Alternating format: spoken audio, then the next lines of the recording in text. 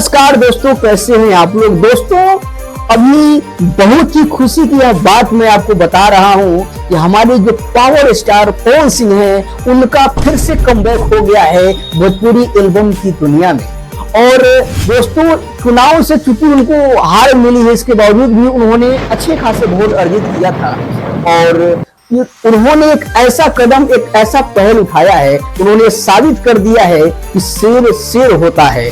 क्योंकि उन्होंने ऐसा अभी अपना पावर स्टार ऐसा पावर दिखा रहे हैं। उनका एक गाना आया है ब्लू रंग सरिया और वो गाना ने तबाही मचा दिया है दोस्तों। न जाने 14-15 मिलियन वो गाने ने पार कर लिए हैं और भी तेजी से बढ़ता जा रहा है। और उनके जो म्यूजिक डायरेक्टर है प्रियांशु सिंह, उनके साथ में इनका जोड़ी फिर से धमाल मचाने वाला है।